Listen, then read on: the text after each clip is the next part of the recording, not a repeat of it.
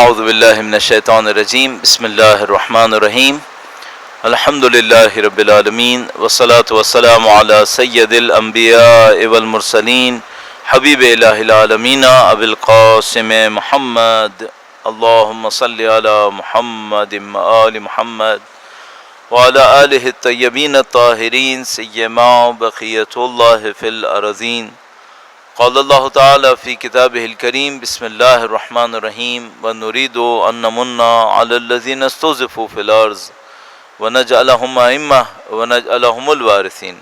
آپ جہاں کہیں بھی ہیں وقت کے امام کی حضور ادائے احترام کے لیے، ان کی نظر لطف کو حاصل کرنے کے لیے انشاءاللہ ماہ مبارک رمضان میں جو بھی اعمال حسنہ آپ نے اور ہم نے انجام دیے ان کی قبولیت کے لیے اور تمام گناہوں کی مغفرت کے لیے درود بھیجیں محمد و آل محمد پر۔ اللہم صلی علی محمد و آل محمد وعجل فرجہ۔ پروردگار عالم کا انتہائی شکر ہے، انتہائی احسان ہے، اس نے لطف و کرم کیا ہمارے اوپر، احسان کیا، اس نے ہمیں اپنی بندگی کی سعادت دی، ماہ مبارک رمضان کی فضیلت نصیب کی۔ اور ماہ مبارک رمضان میں کچھ حصہ ایسا ہے کہ جو تمام قوموں کے لیے تھا، کتب علیکم الصیام کما کتب علی الذین من قبلکم۔ کچھ حصہ ایسا ہے کہ جو تمام قوموں کے لیے تھا، کچھ حصہ ایسا ہے کہ جو امت محمدی کے لیے مختص ہے، خاص رحمتیں جو اللہ تعالیٰ نے نبی خدا کے واسطے سے جاری کی ہیں۔ یوں احساس ہوتا ہے کہ ان نعمتوں اور خاص رحمتوں میں سے ایک رحمت وہ دعائیں ہیں جو اہل بیت اطہار علیہ السلام نے بیان فرمائی ہیں۔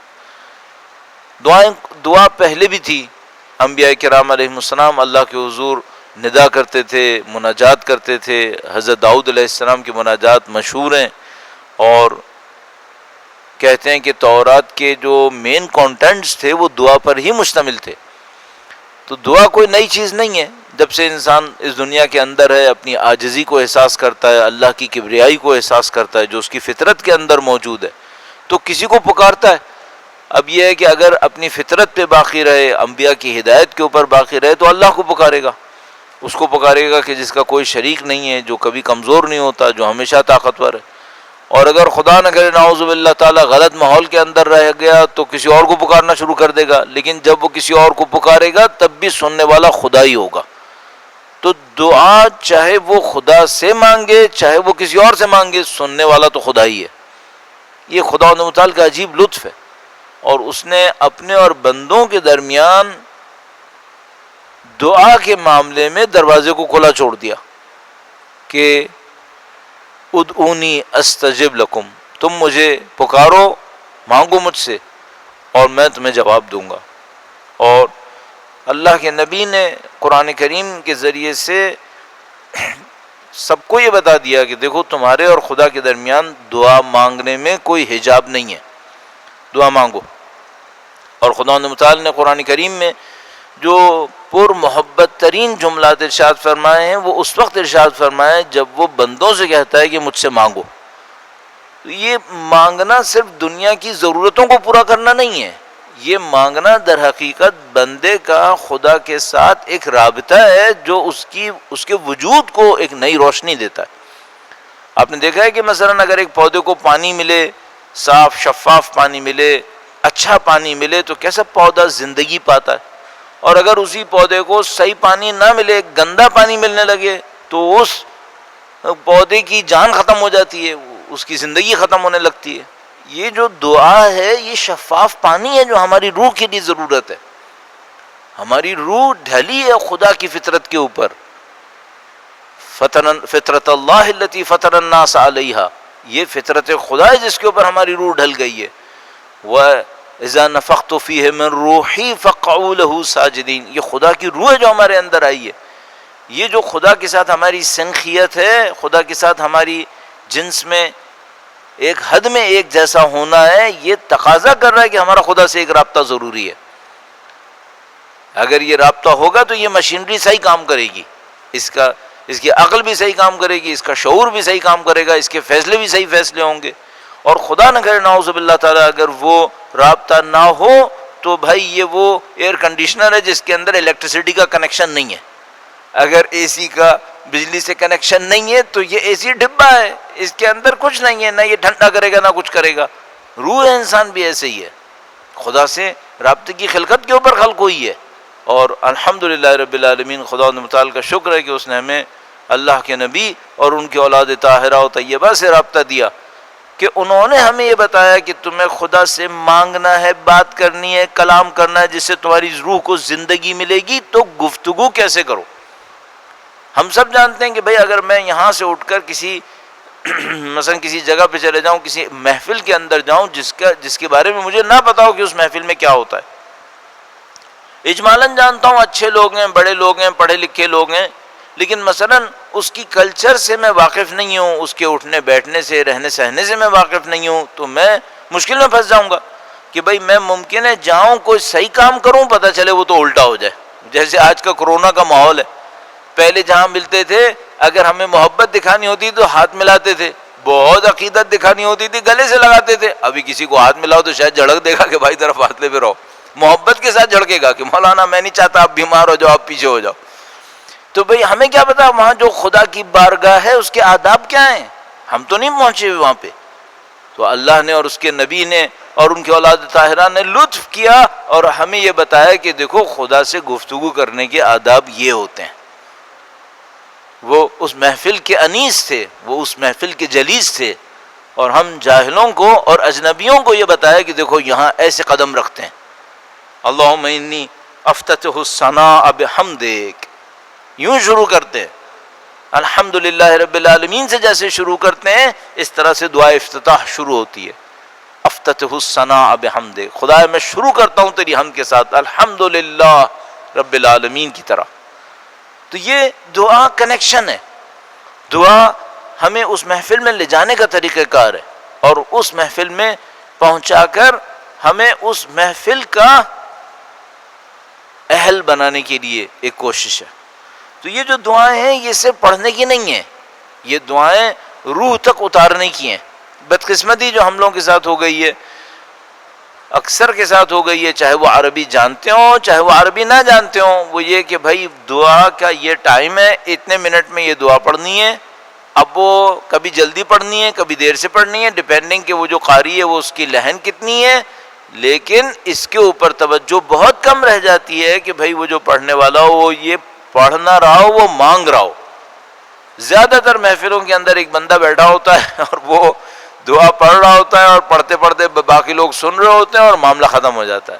ظاہر ہے کہ یہ اس کام کے لیے نہیں ہے، یہ اللہ کی طرف توجہ دینے کے لیے ہے، اپنی روح سے اس کو پکارنے کے لیے ہے. میں بہت زیادہ دعا کے فلسفے اور لاجک کے اوپر آپ کا وقت نہیں لگاؤں گا، ورنہ یہ صرف 2 دن چند منٹس کی یہ سیشنز ہیں اور یہ اسی میں ختم ہو جائیں گے اور ہم دعا کے اوپر بات نہیں کر پائیں گے. تو ہم دعا افتتاح کے اوپر آتے ہیں.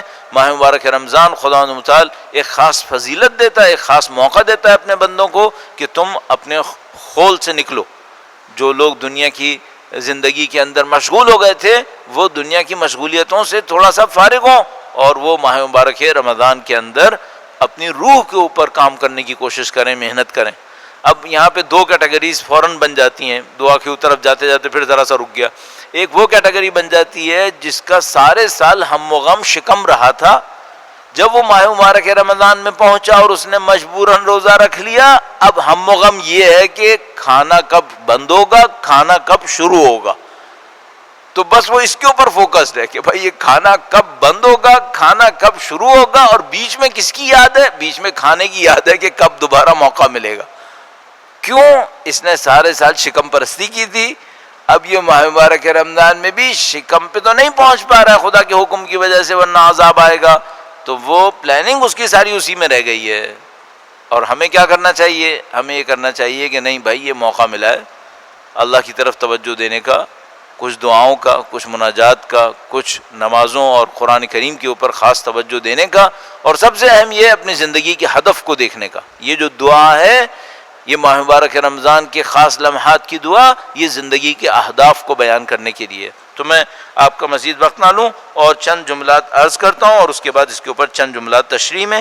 جہاں کہیں بھی ہوں، اپنی نورانیت کی خاطر، اپنی اولاد کی نورانیت کی خاطر، وقت کے امام کے نظر لطف کو حاصل کرنے کے لیے، اور انشاءاللہ خدا اسی ماہ مبارک رمضان میں امام کی تشریف آوری کی خوشخبری سننے کی سعادت نصیب فرمائے. درود بھیجے گا محمد و آل محمد پر. اللہم صلی علی محمد وآل محمد. اللهم إني أفتتح الثناء بحمدك وأنت مسدد للصواب بمنك وأيقنت أنك أنت أرحم الراحمين في موضع العفو والرحمة وأشد المعاقبين في موضع النكال والنقمة وأعظم المتجبرين في موضع الكبرياء والعظمة.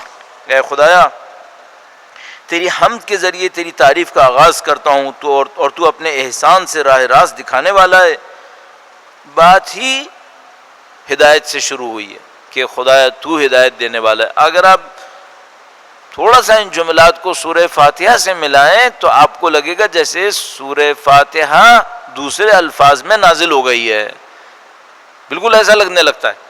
انت مسدد للثواب ممنک، اور مجھے یقین ہے کہ تو معافی دینے مہربانی کرنے کے مقام پر سب سے بڑھ کر رحم کرنے والا ہے. خدا کی اس صفات میں ظاہری طور پر ہم جیسے بندوں کے لیے ظاہری طور پر کچھ ٹکراؤ ہے. مثلا یہ خدا رحیم بھی ہے لیکن یہ خدا قاسم الجبارین بھی ہے. یہ خدا کریم بھی ہے لیکن یہ خدا عادل بھی شدید ہے. تو اب یہ جو خدا کی صفات ہیں، خدا متعال فرماتا ہے ان تمام صفات کے ساتھ میں نے ترجیح دی ہے رحمت کو. خدا نے اپنی رحمت کو ترجیح دی ہے. کتب علی نفسہ الرحمہ، اس نے اپنی رحمت کو اپنے اوپر لکھ دیا ہے. تو امام نے اسی رحمت کی طرف اشارہ کیا، فرمایا کہ اے خدا مجھے یقین ہے کہ تو مہربانی کرنے کے مقام میں سب سے زیادہ رحم کرنے والا ہے اور شکنجے اور عذاب کے موقع پر سب سے سخت عذاب دینے والا ہے. ادھر سے خدا متعال سختی بھی کرے گا اگر کسی بندے سے حساب لینا ہو، اور ویسے رحیم ہے، کریم ہے. اللہم، میں ہر لائن کا ترجمہ نہیں کرنا چاہ رہا، تھوڑا سا آگے بڑھوں گا. اللہم اذنت لی فی دعائک و مسئلتک فاسمع یا سمیع مدحتی و اجب یا رحیم دعوتی و اقل یا غفور اسرتی.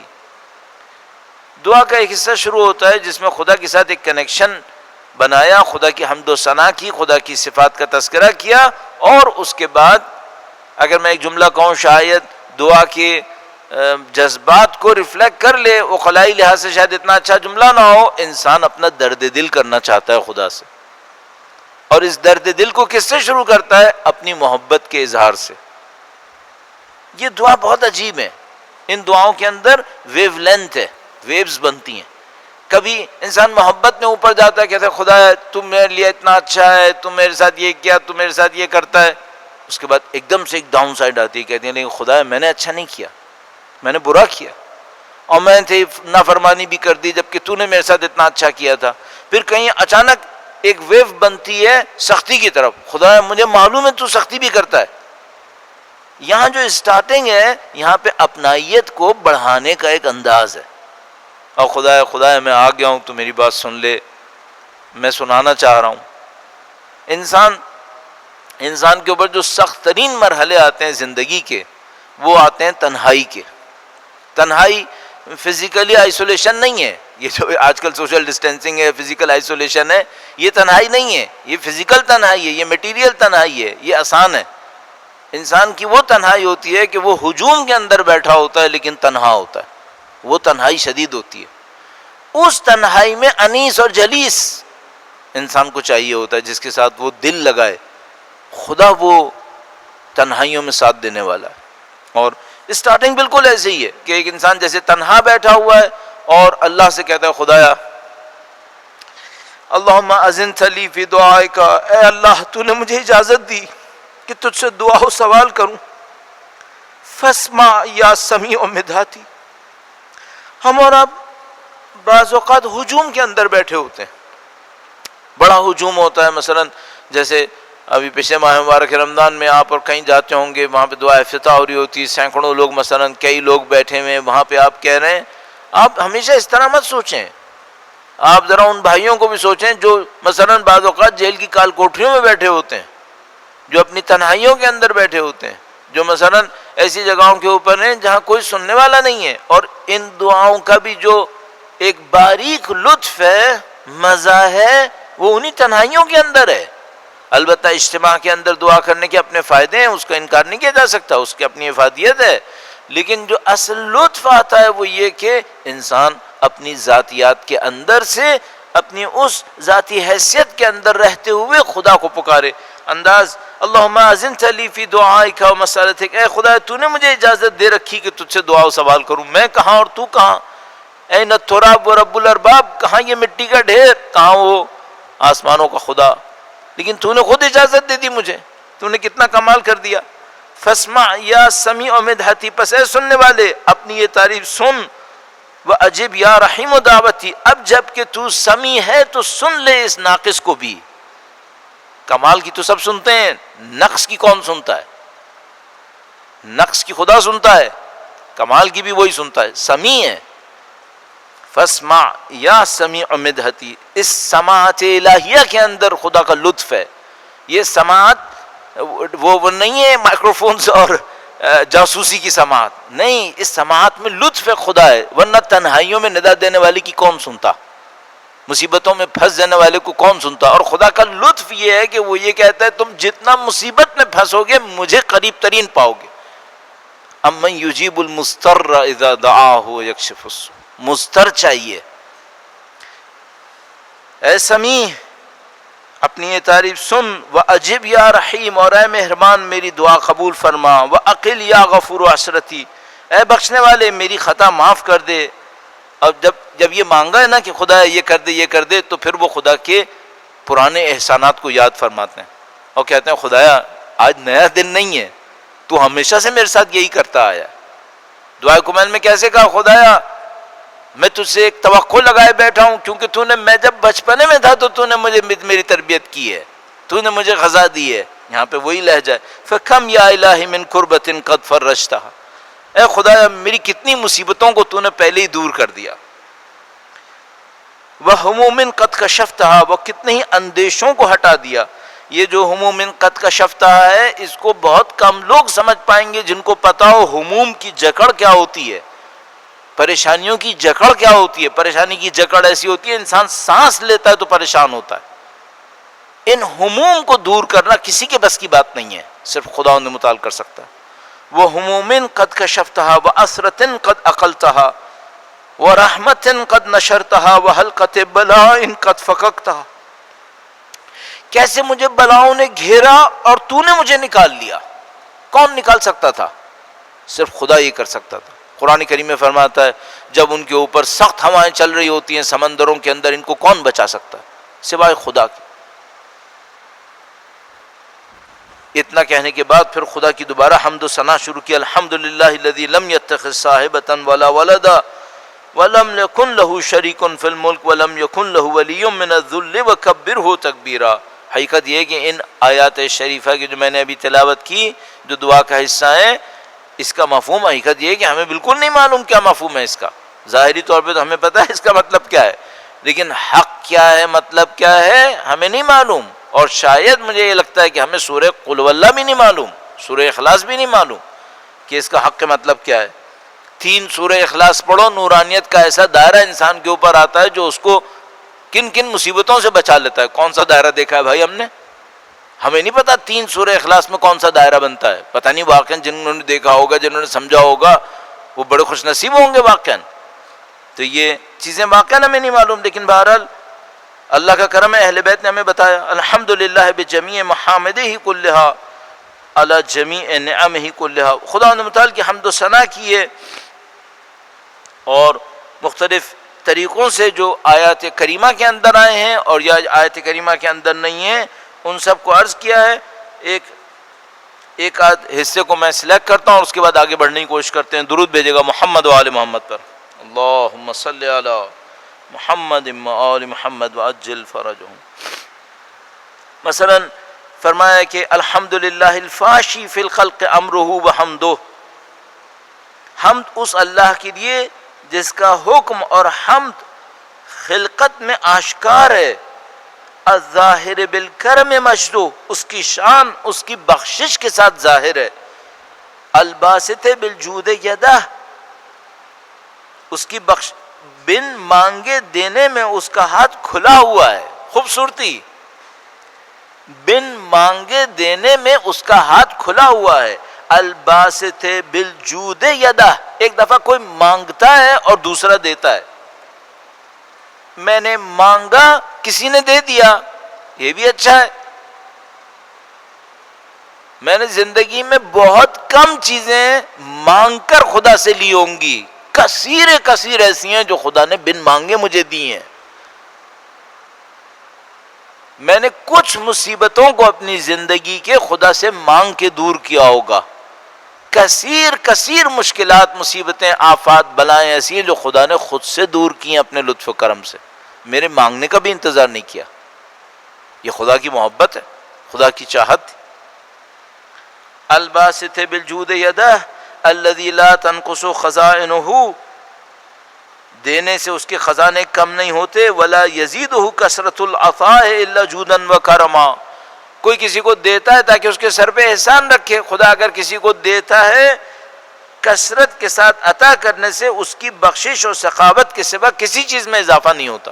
ایسا نہیں کہ دینے سے اس کی طاقت بڑھ جاتی ہے کہ مثلا کسی کے سر پہ احسان جما لیا اب یہ اس کا غلام بن گیا، نہیں، خدا متعال کی قدرت فائقہ، اس کی غنا کے اندر دینے نہ دینے سے کوئی فرق نہیں پڑے گا۔ میں اگر نہ مان لوں تب بھی کچھ نہیں ہوگا، نہ مانوں تب بھی کچھ نہیں ہوگا۔ انہ هو العزیز الوہاب۔ اتنا خدا کی حمد کرنے کے بعد اب ایک اور پوائنٹ کی طرف گویا ٹرن ہوا دعا کا، اور دعا کا ٹرن اس بات کے اوپر ہوا کہ خدایا میں تجھ سے مانگنے آیا ہوں چونکہ میں نیاز مند ہوں، ضرورت میری ہے، تو بے نیاز ہے، کوئی تجھ سے نہ مانگے تب بھی تو خدا ہے، ساری دنیا تیرے سجدے میں گر جائے تب بھی تو خدا ہے، جب کوئی تجھے نہیں پوچھتا نعوذ باللہ تعالی تب تیرے اندر کمی نہیں آتی، پوری دنیا تیرے سامنے سجدے میں گر جائے تیری قدرت میں اضافہ نہیں ہوگا، تو خدا ہے۔ اللہم انی اسألک قلیلا من کثیر ما حاجت بی الیہ عظیما وغناک عنہ قدیم، اے معبود میں سوال کرتا ہوں تجھ سے بہت میں سے تھوڑے کا جبکہ مجھے اس کی بہت زیادہ حاجت۔ خدا تیرا خزانہ تو بہت بڑا ہے، میں نہیں مانگ رہا سارا خزانہ، میں تو تھوڑا سا مانگ رہا ہوں، لیکن یہ جو تھوڑا ہے یہ تیرے لیے تھوڑا ہے، میرے لیے بہت ہے، میں ضعیف انسان ہوں، میری ایک چھوٹی سی مشکل آتی ہے نا مجھے لگتا ہے پہاڑ ٹوٹ گیا، خدا کے سامنے کیا ہے؟ اور خدا کے سامنے تو میں ایسے ہی کہہ رہا ہوں چھوڑ دو، خدا کے جو بندے ہیں وہ جو اٹھاتے ہیں ان کے سامنے میرا کرنا کیا ہے؟ ابھی کچھ دیر کے لیے لوگ آئسولیشن میں بیٹھے ہیں چلا رہے ہیں مثلا بعض اوقات کہ بھائی یہ کہاں پھنس گئے، کیا ہو گیا، کیوں ہو گیا؟ بندگان خدا ان لوگوں کو سوچو 3 سال سے جیلوں میں پڑے ہیں، 6 سال سے آئسولیشن وارڈز کے اندر پڑے ہوئے ہیں، وہاں رہ کر خدا کی بندگی کرتے ہیں، اللہ کا شکر بجا لاتے ہیں، انہی دعاؤں کو پڑھتے ہیں۔ میرے اوپر ایک مشکل آتی ہے میں اس کے بعد یہ دعا پڑھنے لگتا ہوں، کہتا ہوں خدا میں تو دعا بھی پڑھتا تھا میرے اوپر مشکل کیوں آئی؟ وہ بندے خدا 6 سال سے 5 سال سے جیل کے اندر رہ رہا ہے، 18 سال والے میں نے خود دیکھے ہیں، پھر یہ دعائیں پڑھتے کہتے ہیں الحمدللہ رب العالمین۔ کیا حوصلہ ہے الحمدللہ! اور یہ حوصلہ کیوں نہیں آئے؟ کیونکہ یہ ماننے والے اہل بیت کے ہیں۔ جب امام موسیٰ کاظم جیل کے اندر بیٹھ کر فرمانے الحمدللہ رب العالمین، امام علی ابن موسیٰ رضا علیہ السلام وہ فرمانے اور لا یومک یومک یا ابا عبداللہ، سید الشہداء اور ان کی محترم معظمہ بہن فرماتی ہیں الحمدللہ رب العالمین۔ تو بھیا ہم اور آپ کہاں ہو؟ یہ مشکلات کچھ بھی نہیں ہے، پھر تو ہماری زندگی ہے جس کو ہم اتنا بڑا سمجھ رہے ہیں، ورنہ خدا کے سامنے کچھ بھی نہیں ہے۔ اس کے بندے جو اس کے عبادت گزار بندے ہیں ان کے سامنے مشکلات کے سامنے ہم نے کیا کیا؟ اللہم انی اسألک قلیلا من کثیر ما حاجت بی الیہ عظیما وغناک عنہ قدیم وہو عند کثیر وہو علیک سہل یسیر۔ خدا میرے لیے بہت ہے، تیرے لیے تو بہت ہی آسان ہے۔ اس کے بعد ایک اور محبت کا انداز ہے، یہ دعائیں پھر وہ میں عرض کروں گا بار بار، یہ اندر سے نکلنے والی دعائیں ہیں، ہم لوگ ان کو اوپر سے پڑھتے ہیں، اور کبھی توفیق ملتی ہے انسان اس کو اندر سے پڑھنے کی کوشش کرے تو پھر دیکھتا ہے کہ اس میں محبتیں کتنی عجیب ہیں۔ اس میں ایک محبت کا ایک اور انداز ہے، اللہم انا عفوک عن ذنبی وتجاوزک عن خطیئتی وصفحک عن ظلمی وسترک علی قبیح عملی وحلمک عن کثیر جرمی عندما کان من خطئی وعمدی اتمعنی فی ان اسألک ما لا استوجبہ منک۔ خدایا اگر میں دیکھوں اپنی لیاقت کو دیکھوں جس کے تحت تجھ سے مانگ رہا ہوں تو خدایا میری تو کوئی لیاقت نہیں ہے، میں تو خالی ہوں، بلکہ غافل ہوں، بلکہ ظالم ہوں، بلکہ نافرمان ہوں، مجھے تو آنا ہی نہیں چاہیے تھا، مانگنا ہی نہیں چاہیے تھا، تو میں آیا کیوں؟ کیونکہ خدا تو نے بلایا، تو نے وعدے دیے، تو نے اتنا میرے اوپر رحم کیے، اتنے میرے اوپر رحم کیے کہ مجھے یہ ہمت ملی کہ میں تیرے سامنے آیا ہوں۔ یا اللہ، اہل بیت نے کیا سکھا دیا ہمیں؟ انہوں نے ایسے جملے دے دیا ہمیں کہ خدا کی رحمت جوش مارے۔ اگر کوئی اس کو اپنے دل کے گہرائی سے پڑھے تو خدا کی رحمت جوش مارنے لگتی ہے کہ میرا بندہ میرے سامنے ایسے تواضع کر رہا ہے۔ بعض ایسے جملات ہیں واقعاً اور ایسے اعمال اہل بیت نے ہمیں دیے کہ روایات میں لکھا ہے کہ جب بندہ یہ کرتا ہے تو عرش سے ندا آتی ہے کہ جاؤ اس کی بات کو پورا کرو، اس نے مجھے اس انداز میں پکارا ہے۔ البتہ وہ خدا اتنا کریم ہے، مثلا یہ نہیں ہے کہ مثلا یہ کوئی بہت بڑے بڑے اعمال ہیں، پونا گھنٹے انسان 2 گھنٹے 4 گھنٹے کوئی کام کرے گا پھر خدا کے عرش سے آواز آئے گی، نہیں، خدا اور کے عرش سے آواز آنے میں اور ہماری لڑکھڑاتی زبانوں کے اندر صرف ایک ٹوٹا ہوا دل ہے، صرف ایک ٹوٹا ہوا دل، اس کا عرش ہل جاتا ہے، اس لیے یتیم کی ندا پہ ہلتا ہے، اس لیے مظلوم کی ندا پہ ہلتا ہے۔ بھئی وہ مظلوم جو ندا دیتا ہے پورا قرآن پڑھ کے ندا دیتا ہے؟ نہیں، مظلوم ایک آہ نکالتا ہے، عرش خدا ہلتا ہے۔ یتیم ایک آہ نکالتا ہے، عرش خدا ہلتا ہے۔ تو اس ندا اور اس عرش خدا کے ہلنے میں فاصلہ کتنا ہے؟ ایک ٹوٹے ہوئے دل کا، ایک پاکیزہ ندا کا۔ وہ پاکیزہ ندائیں یہاں سے اہل بیت اطہار علیہ السلام نے ہمیں سکھائی۔ خدا تو جو میرے گناہوں کو معاف کر دیتا ہے، میری خطاؤں سے درگزر کرتا ہے، میری غلطیوں سے چشم پوشی کرتا ہے، میری قبیح اعمال کو چھپا دیتا ہے، میرے جرموں کو نظر انداز کر دیتا ہے جبکہ غلطی میری ہوتی ہے، اس نے مجھے یہ ہمت دی ہے کہ میں تیرے سامنے آ جاؤں، ورنہ میں کہاں آ سکتا تھا تیرے سامنے۔ کوئی مجرم قاضی کے سامنے آئے گا کچھ مانگنے کے لیے؟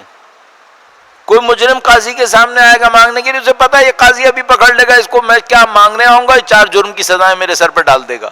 لیکن خدا کون سا قاضی ہے؟ وہ قاضی ہے وہ مجرم سے کہتا ہے آ جاؤ معافی مانگ لو، اس پر بھی جزا دوں گا۔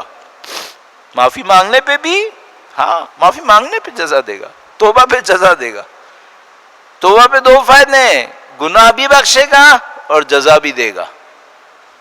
میں نے عرض کیا لطیف ترین تعبیرات قرآن کریم کی اس وقت ہیں جب کسی گناہ گار سے کہتا ہے واپس آؤ، اتوبوا الیہ، انابہ کرو، استغفروا ربکم ثم توبوا الیہ، اپنے رب کے حضور استغفار کرو اور پلٹ کے آؤ خدا کی طرف۔ یہ خدا کو پسند ہے پلٹنا۔ کئی دفعہ آپ سن چکے ہوں گے اپنی زندگی میں کہ حضرت موسیٰ علیہ السلام نے خدا متعال سے کہا خدا میں تیرے لیے کیا کروں؟ کہا میرے بندوں کو جو مجھ سے ناراض ہوئے واپس لے کر آؤ، میرے پاس لے کر آؤ۔ کیسے لے کر آؤں؟ فرمایا انہیں میرے احسانات یاد دلاؤ، واپس آئیں گے۔ خدا تیرے ان کرم نے، تیرے اس لطف و کرم نے مجھے یہ ہمت دلائی کہ میں واپس آؤں۔ اور کس نے؟ الذی رزقتنی من رحمتک وارایتنی من قدرتک، چنانچہ تو نے اپنی رحمت سے مجھے روزی دی، اپنی قدرت کے کرشمے دکھائے۔ عرفتنی من اجابتک، اپنی قبولیت اور اجابت کی پہچان کروائی۔ جب تو نے یہ کیا فصرت ادعوک آمنا، پس اب میں باامن ہو کر تجھے پکار رہا ہوں، ورنہ میں تو اپنے جرم سے ڈر کے منہ چھپا کے بیٹھ جاتا، میں تو زبان نہیں ہلا سکتا تھا، میں اتنا گناہ گار انسان ہوں، میں اپنے گناہوں کو جانتا ہوں، کسی کو نہیں پتا ہوگا میں نے کیا گناہ کیے ہوں گے۔ ان گناہوں کو سوچوں تو میں تیری بارگاہ میں آ ہی نہیں سکتا تھا، تو نے ہمت دلا دی، تو نے مجھے اتنی ہمت دے دی کہ میں آ گیا۔ فصرت، پس اب میں آیا ہوں تیرے پاس آمنن، مجھے تیری امن کے اوپر اعتماد ہے۔ کتنا قدرت خدا کے بعد لطف خدا ہو کہ مجرم اس کے سامنے پہنچ کر کے مجھے تیری امن کے اوپر اعتماد ہے۔ واسألک مستانسا، اور سوال کرتا ہوں الفت سے، نہ ڈرتے ہوئے اور گھبراتے ہوئے۔ واہ واہ، الفت سے سوال کر رہا ہوں خدا، مجھے تیری محبت پہ اعتماد ہے، مجھے تیری رحمت پہ، رحمت پہ اعتماد ہے۔ مدلن علیک فیما قصدت فیہ الیک، اس کے بعد ایک اور انداز اختیار کیا، خدا میں دعا مانگوں گا شاید میری دعا پوری نہیں ہوگی۔ کیا مطلب؟ جو میں چاہ رہا تھا شاید وہ نہ ہو، لیکن ایک بات مجھے یقین ہے، جو میں چاہ رہا تھا وہ نہ ہوا تو یا تو اس سے بہتر دے گا، یا یہ بھی تیری رحمت ہے چونکہ میں نے جو پکارا ہوگا وہ اچھی چیز نہیں ہوگی۔ فَإِنْ أَبْتَعَنِّي أَتَبْتُ بِجَهْلِي عَلَيْكَ وَلَعَلَّ الَّذِي أَبْتَعَنِّي هُوَ خَيْرٌ لِي لِعِلْمِكَ بِعَاقِبَةِ الْأُمُورِ۔ خدایا پس اگر تو نے قبولیت میں دیر کی تو میں بے وجہ نادانی شاید تجھ سے شکوہ کروں گا، لیکن اگرچہ وہ تاخیر کاموں کے نتائج سے متعلق تیرے علم میں میرے لیے بہتری کہاں ملو۔ مجھے پتا ہے کہ اگر تو تاخیر بھی کرے گا نا تو اس وجہ سے کہ اس میں میرے لیے بہتری ہے، لیکن میں کیا کروں، میں نادان ہوں۔ اگر میں آج دعا مانگوں گا تو اس کے بعد خدا متعال سے کہوں گا خدایا پوری کیوں نہیں ہوئی۔ ابھی کل کسی نے مجھے میسج کیا، کہنے لگا خدایا، اس نے کہا کہ میں خدا کو 3 دن ہو گئے پکار رہا ہوں، ابھی تک میری بات پوری کیوں نہیں ہوئی۔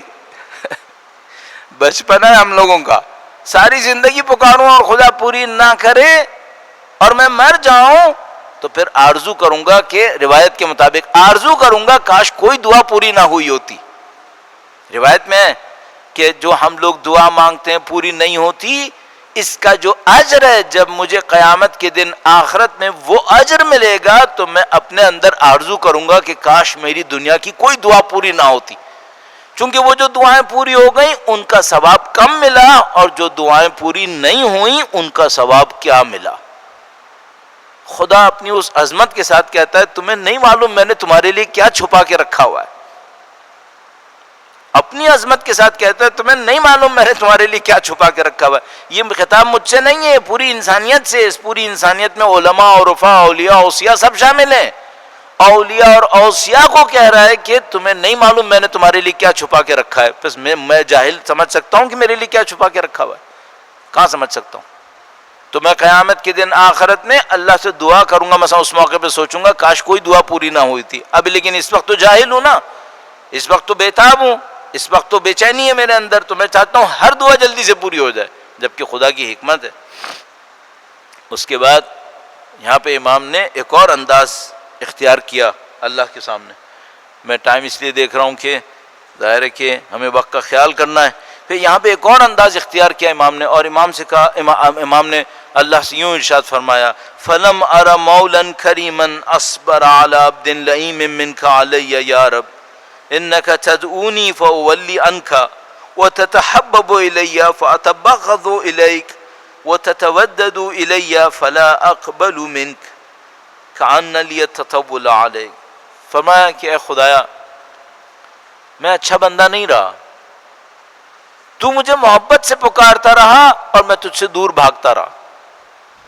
کتنے موقع ایسے آتے ہیں جب خدا کا نظام، اس کے فرشتے گویا یہ کہہ رہے ہوتے ہیں بندے تجھے کیا ہو گیا ہے، تو کیوں ایسا کر رہا ہے۔ قرآن کریم بعض جگہ کے اوپر ارشاد فرماتا ہے فَأَيْنَ تَذْهَبُونَ، تم لوگ کہاں جا رہے ہو، تمہیں میں کہیں اور بلا رہا ہوں، تم لوگ خود کہیں اور جا رہے ہو۔ ہم نے فرمایا پس میں نے تیرے سوا کوئی مولا ایسا نہیں دیکھا جو میرے جیسے پس بندے پر مہربان و صابر ہو۔ ہے پروردگار، تو مجھے پکارتا ہے میں تجھ سے منہ موڑتا ہوں، تو مجھ سے محبت کرتا ہے میں تجھ سے خفا ہوتا ہوں، تو میرے ساتھ الفت کرتا ہے میں بے رخی کرتا ہوں۔ دنیا کا نظام الٹا ہے بھائی، کمزور طاقتور کے پیچھے جاتا ہے، جس کے پاس شہرت ہوتی ہے اس کے پیچھے بھاگتا ہے وہ جس کے پاس شہرت نہیں ہوتی، جس کے پاس دولت ہوتی ہے اس کے پیچھے بھاگتا ہے وہ جو غریب ہوتا ہے۔ یہاں نیا الٹی بہ رہی ہے، وہ غنی و قدیر ہے، میں ضعیف و جاہل اور اس کے سامنے محتاج، اور وہ مجھے بلاتا ہے اور میں نہیں جاتا۔ کوئی کہے گا اس کی مثال کہاں ہے؟ اس کی مثال وہاں ہے جب وہ کہتا ہے حی علی خیر العمل، اور میں کہتا ہوں پہلے میں دنیا کے اور کام نپٹا لوں پھر آؤں گا۔ وہ مجھے کہہ رہے ہیں آؤ میرے پاس، اور میں کہتا ہوں میں تھوڑا وقت گزار لوں پھر آؤں گا۔ اگر کوئی اس بقول بڑے لوگوں کے آیت اللہ العظمیٰ بہجت کا وہ کلپ آپ نے واٹس ایپ کے اوپر دیکھا ہوگا کہ کسی نے ان سے پوچھا کہ آپ کے استاد معظم آیت اللہ سید علی قاضی نے یہ کہا کہ اگر کوئی شخص اول وقت نماز کا خیال کرے تو وہ مقامات عالیہ کے اوپر پہنچ جائے گا، تو یہ جو اول وقت نماز کا خیال کرے، یہ توجہ کے ساتھ نماز پڑھ رہا ہو یا بغیر توجہ کے بھی چلے گا. تو مرحوم آیت اللہ علیہ بہجت نے فرمایا کہ اگر توجہ کے ساتھ پڑھتا ہو تو ساری شرائط پوری ہو گئی ہیں، پھر تو مقامات ملنے ہی ملنے، پھر تو استاد نے کوئی بات ہی نہیں کہی. نہیں، یہ جو انہوں نے فرمایا کہ اول وقت نماز پڑھے مقامات عالیہ تک پہنچے گا، حتیٰ اگر توجہ نہ کر رہا ہو تب بھی پہنچے گا. کیوں پہنچے گا؟ اب بظاہر وجہ تو یہ سمجھ میں آتی ہے، چونکہ اس نے خدا کے ایک حکم کی اطاعت کر لی. وہ کیا؟ جب خدا نے پکارا اس نے لبیک کہہ دیا. کوالٹی اچھی نہیں تھی، لیکن کم از کم سب سے پہلے ہاتھ اٹھانے والوں میں تو تھا، کھڑے ہونے والوں میں تو تھا. کوالٹی اچھی نہیں تھی، اب خدا اس کی کوالٹی کو بہتر کر دے گا کہ بھائی تو نے میرے لیے ایک کام کیا کہ جب میں نے پکارا تو نے ندا پہ لبیک کہہ دی. اب تیرے اندر کوالٹی نہیں بھی ہے تو میں کوالٹی دے دوں گا. تو فرمایا کہ وہ خود بخود مقامات کو حاصل کرے گا. اللہ توفیق نصیب کرے. ہم تو بوڑھے ہو گئے ان آرزوؤں کے اندر کہ کاش اچھے بن جائیں، لیکن انشاءاللہ پروردگار عالم لطف فرمائے انہی کمی کوتاہیوں کے ساتھ قبول کر لے، ورنہ زندگی تو ختم ہونی ہے. اور اللہ کرے کہ انشاءاللہ امام کی تشریف آوری کا دن خداوند متعال نصیب فرما دے انشاءاللہ تعالی. ہم لوگ سارے کمالات کو کچھ بھی کر لیں حاصل نہیں کر پائیں گے جب تک وہ نظر لطف امام وقت شامل حال نہ ہو. کوئی کچھ نہیں کر سکتا.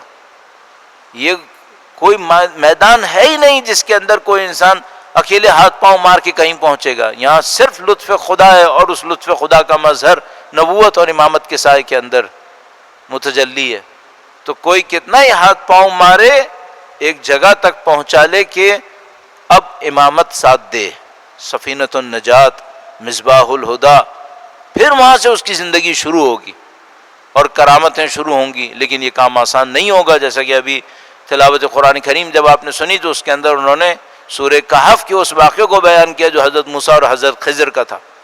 بڑے مرحلوں سے گزرنا پڑے گا کسی کو اگر حضرت خضر کے ساتھ چلنا ہے، اور یہ آسان نہیں ہوگا، یہ بہت تکلیف دہ ہوگا. تو کوئی بھی زندگی کے اندر اگر آگے بڑھنا چاہے اور خدا سے یہ کہے کہ خدایا مجھے مقامات نصیب کر، یہ کر وہ کر، اور اس کے بعد وہ سوچے تکلیف نہیں اٹھانی، یہ نہیں ہونے والا. تکلیف اٹھانی پڑے گی، بہت کچھ دینا پڑے گا.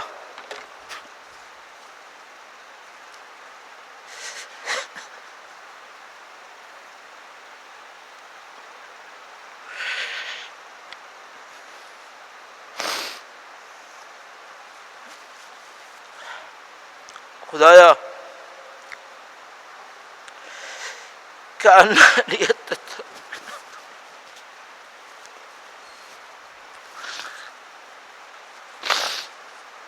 خدایا تیرا لطف ہے، تیرا کرم ہے.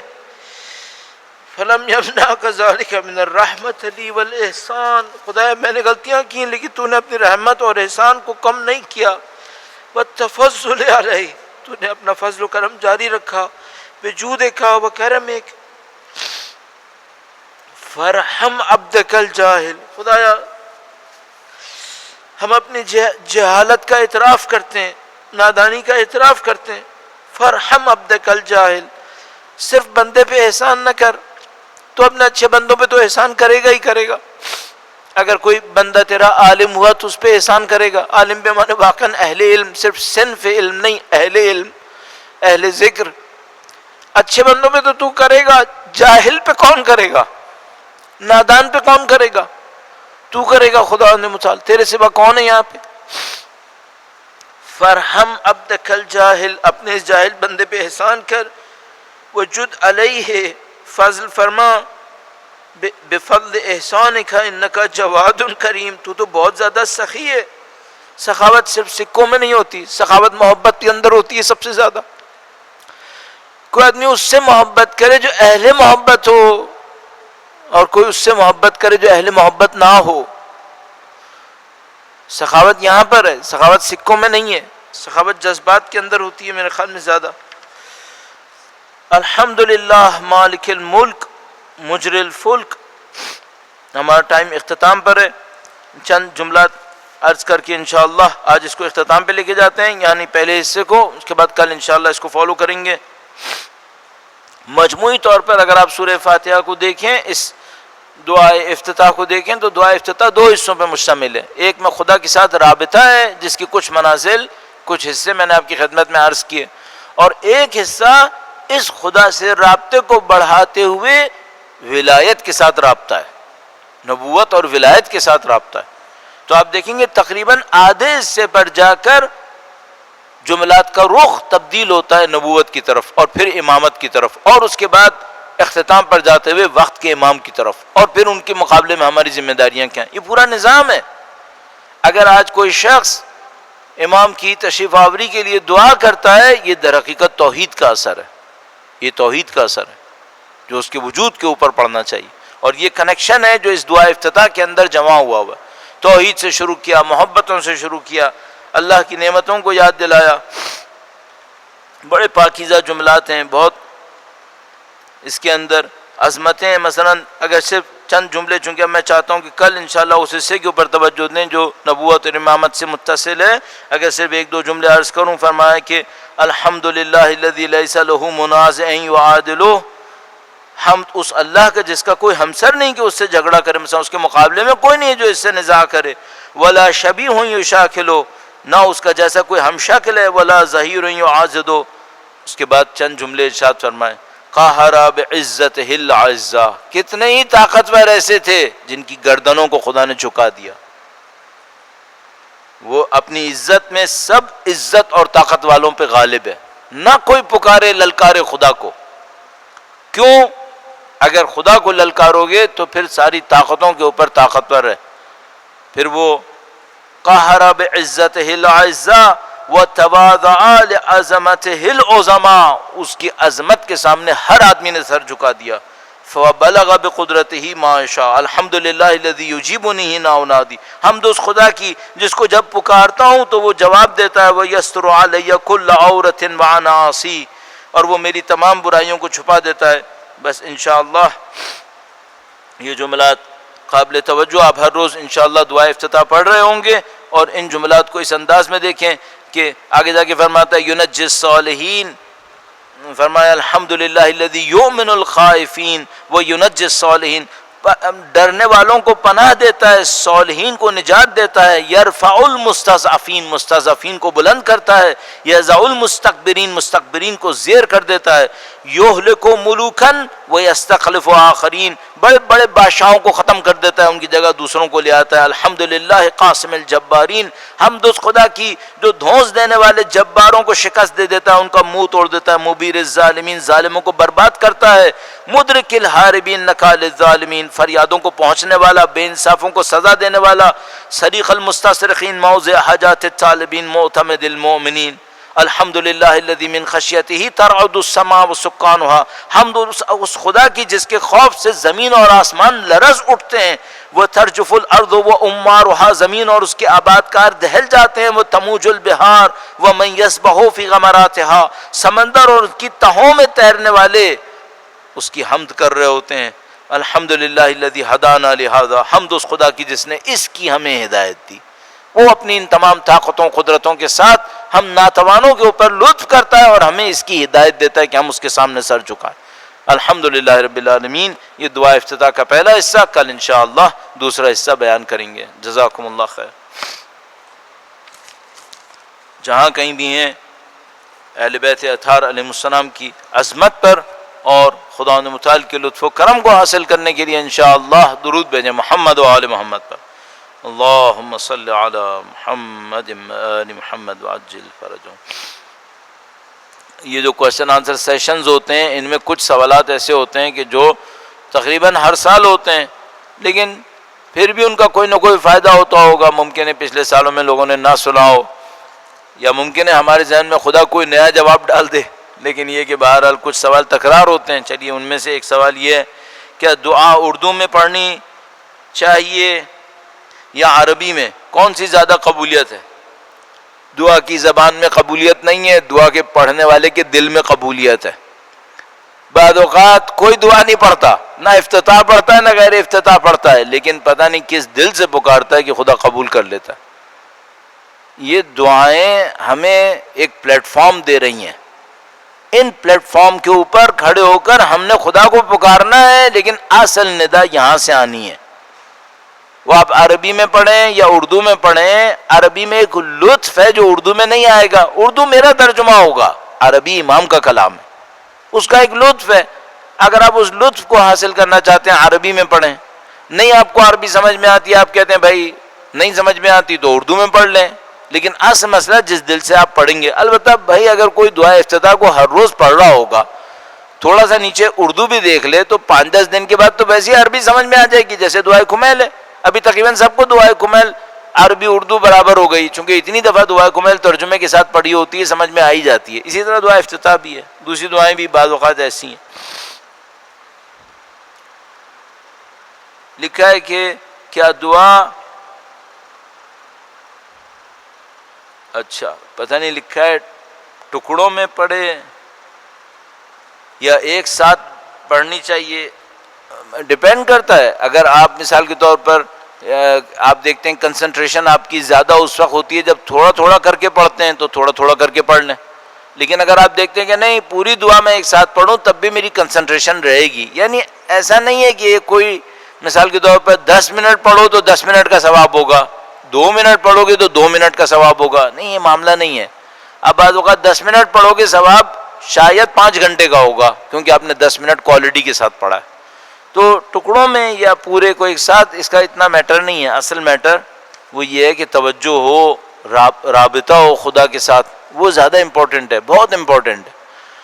کوشش کر لے پوری پڑھ لے۔ کیا دعائے قنوت نماز میں اردو میں مانگیں یا عربی میں؟ یہ لگتا ہے جیسے کوئی لنگوسٹک میں پی ایچ ڈی کر رہا ہے، اسے زبان کے اوپر ہے، اردو میں یا عربی میں۔ دعا مانگنا اہم ہے، دل سے دعا مانگنا اہم ہے۔ اچھا نماز کے قنوت کے اندر ایک فقہی مسئلہ ہے۔ فقہی مسئلہ یہ ہے کہ کیا نماز میں اگر میں دعا مانگوں اپنی زبان میں مانگ سکتا ہوں؟ اگر دعا مانگ رہا ہوں جزء نماز کے طور پہ نہیں مانگ رہا ہوں، دعا مانگ رہا ہوں، اپنی زبان میں مانگ سکتا ہوں؟ مانگ سکتے ہیں، لیکن مانگتا کوئی نہیں ہے، چونکہ بڑا عجیب سا لگتا ہے کہ انسان دعائے قنوت کے اندر کھڑے ہو کر اردو میں مانگنے لگے تو اس کو ذرا عجیب سا لگنے لگتا ہے، اس لیے احتیاطاً سب مانگتے عربی میں ہی ہیں۔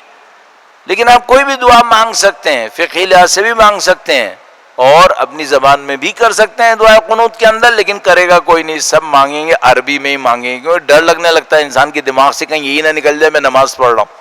تو وہ کوشش یہی کرتے ہیں کہ جو مرسوم دعائیں ہیں اہل بیت سے نقل ہوئی ہیں انہی کو مانگیں، اور وہ عربی میں لکھی ہوئی ہیں ظاہر ہے، تو اس طریقے سے دعائے قنوت مانگتے ہیں۔ اگر کوئی ہم سے ناراض ہو اور اس کا انتقال ہو جائے تو کس طرح سے راضی کیا جائے وہ ہم سے خوش ہو جائے؟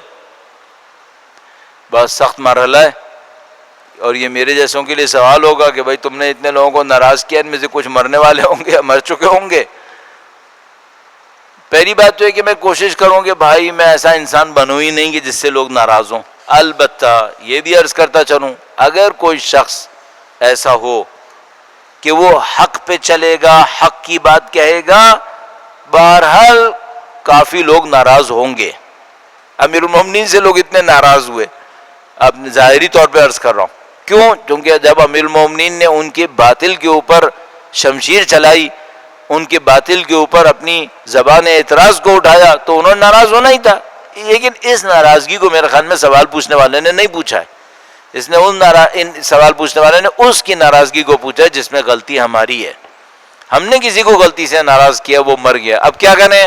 بہت سخت کام ہو گیا، اب ہمیں اس کے لیے استغفار کرنی ہوگی، اس کے لیے دعائیں کرنی ہوں گی، اتنی استغفار اتنی دعائیں کہ انشاءاللہ قیامت کے دن محشر میں جب وہ کھڑا ہو اور کہے کہ میری اس ناراضگی کے بدلے میں یہ مجھے عمل دے، تو میں اتنی دعا اور استغفار اس کے لیے کر چکا ہوں کہ میرا بیلنس ہو جائے۔ وہ لوگ کہ جو تھوڑی دیر کے لیے مرتے ہیں، اور ان میں سے بعض لوگوں نے برزخ کے لمحات کو بیان کیا ہے اور روایات کے اندر بھی آیا ہے، تو اس میں بیان کرتے ہیں، کہتے ہیں ایک آدمی کے ٹوٹے ہوئے دل کو جوڑنے کے لیے اس دنیا کے اندر بعض اوقات 1 سال کی عبادت دینی پڑ جاتی ہے۔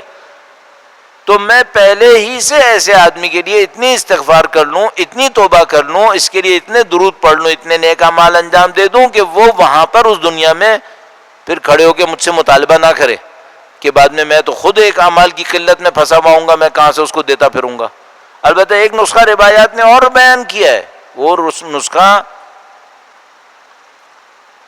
سخت ہے، بہت سخت ہے۔ وہ یہ ہے کہ مثلا کوئی انسان یہ کہے کہ خدایا جتنے بھی لوگوں نے میرے ساتھ زندگی میں کوئی غلط کام کیا میں سب کو بخش رہا ہوں، سب کو بخش دیتا ہوں، اور یہ جو میں بخش رہا ہوں یہ میں تیرے ساتھ معاملہ کر رہا ہوں خدایا کہ جو میرے لیے حساب لے کر کھڑے ہونے والے ہوں گے تو ان کو نپٹا دے، میں تیرے بندوں سے حساب نہیں لے رہا۔ یہ ایک راستہ لکھا ہے، بیان کرتے ہیں، لیکن مجھے نہیں معلوم یہ کتنا یہ آسان ہے یا مشکل ہے۔ میرے خیال میں بہت مشکل ہے انسان ایک جگہ پہ پہنچے اور یہ کہے کہ اس دنیا کے اندر کسی نے میرے ساتھ کوئی بھی برائی کی ہو، کوئی بھی برائی کی ہو، میں قیامت کے دن آخرت میں اس سے کوئی حساب نہیں لوں گا۔ اور یہ میں کس امید پہ کروں؟ اس امید پہ کروں کہ انشاءاللہ خدا مجھ سے حساب لینے والوں کو نپٹا دے گا۔ تو مجھے بہت دل کھولنا پڑے گا، بڑا وسیع ہونا پڑے گا، صدر بہت زیادہ لانی پڑے گی تاکہ میں ایک ایسی جگہ تک پہنچ جاؤں۔ البتہ اس کے اوپر ظاہر ہے کہ اور زیادہ معلومات لینی پڑیں گی کہ بھئی اس کے طریقے کیا ہوں گے، اس کی نشانی کیا ہوگی، کہ میں لفظ سے کہہ رہا ہوں یا واقعاً دل سے کہہ رہا ہوں، تو یہ سب دیکھنا پڑے گا انشاءاللہ۔ کل انشاءاللہ دعا افتتاح کے باقی حصے کو آپ سن پائیں گے انشاءاللہ تعالی۔ جزاکم اللہ خیر۔ درود بھیجیں محمد و آل محمد پر۔ اللہم صلی علی محمد و آل محمد وعجل فرجهم۔